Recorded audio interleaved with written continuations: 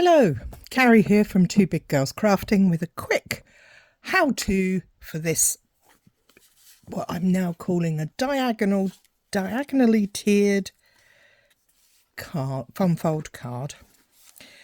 It's nowhere near as difficult as it might appear. So let's get started. Measurements and everything else will be in the link below. But first thing you're going to need is a piece of A4 cardstock. And we're going to cut our cardstock at 10.5 centimetres in a portrait fashion. So we end up with two long slim panels.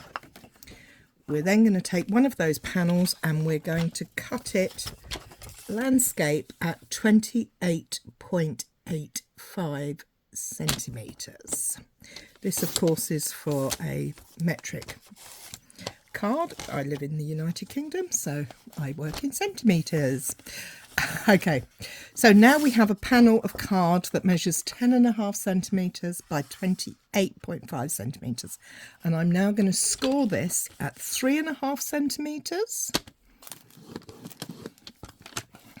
I always score my smaller amounts on this trimmer, the Stampin' Up trimmer, on the right hand side because it has that nice platform there to support what I do there.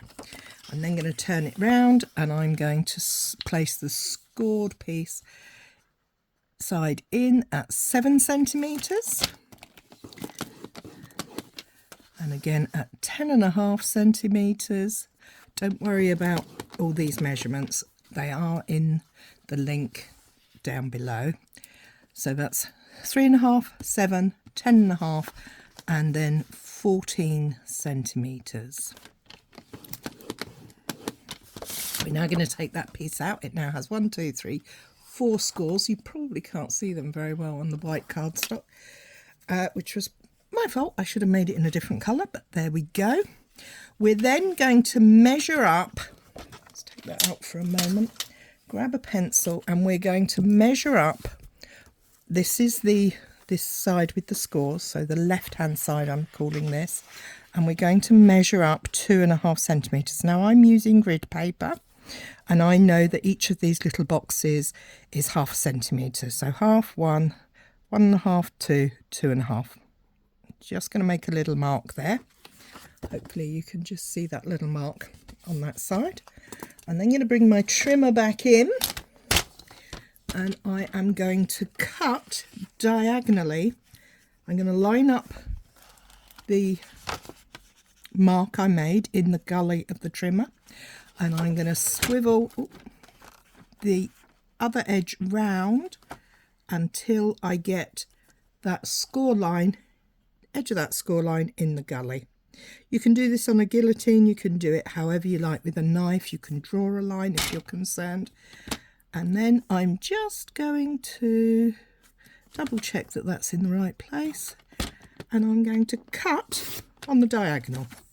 So as you can see, I have now cut that panel off of there. I'm going to rub out my pencil line because we don't want to see that. And we are left with this piece. So there is a diagram in the details, the description. If you follow the link to my blog post, you'll find the description there. So now, what do we do next? Well, the first thing we're going to do is actually fold our 14 centimetre score line. Grab a bone folder, it's always a useful idea, as a valley fold.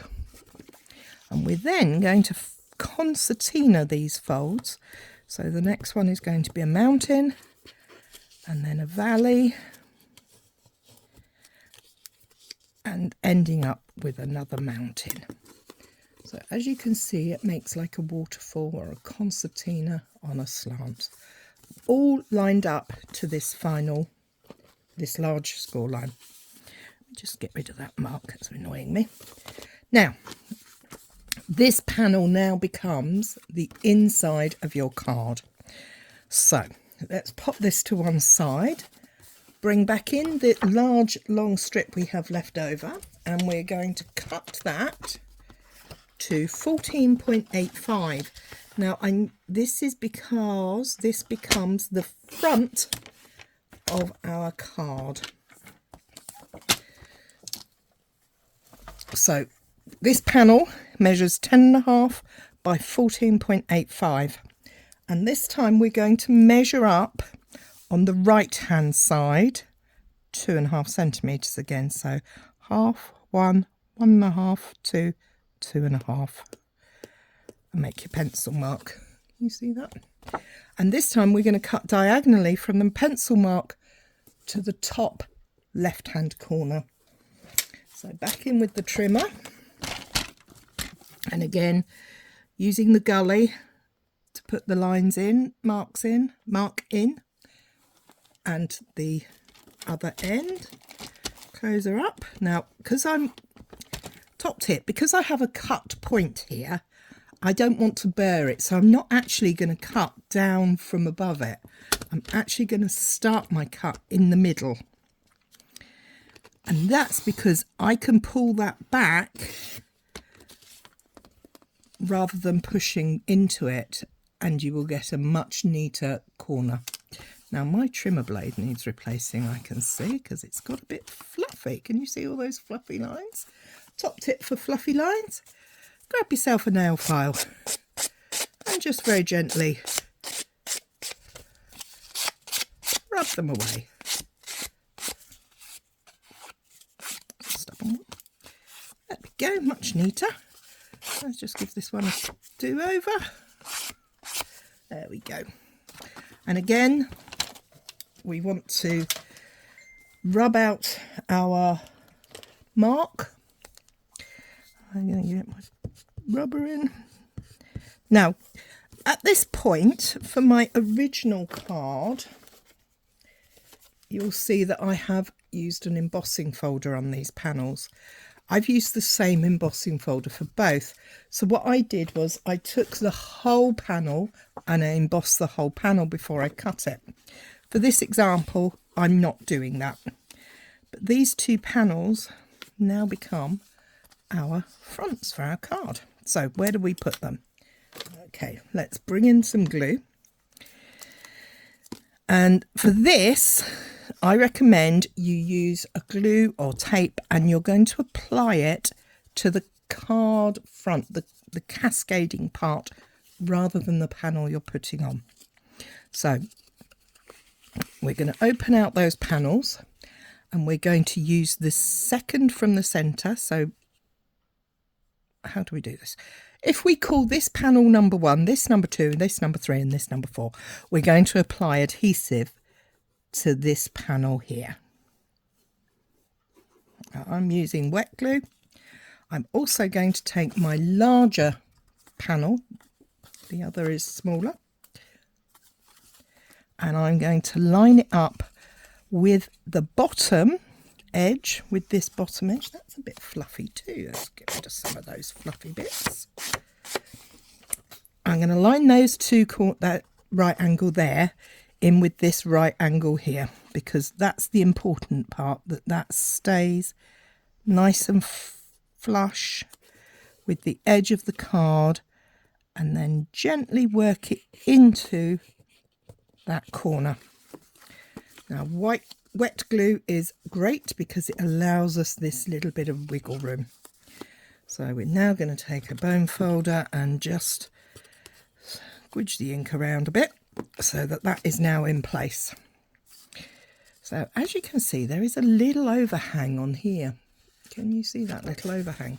All you need to do is take your scissors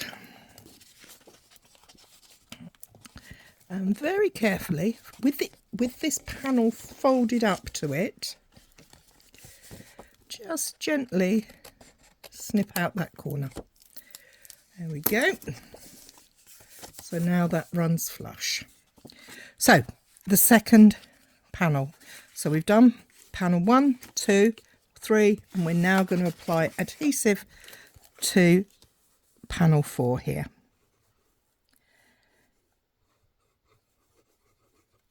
And then we're going to fold that up fold that in, because this one is going to sit right at the front and we want it to line up with those edges to make a nice neat finish on there.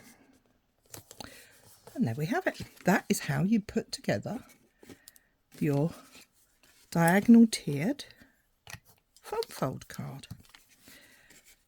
I hope that all makes sense and that you find this helpful. I've just used plain white. You could of course use whatever colours you like.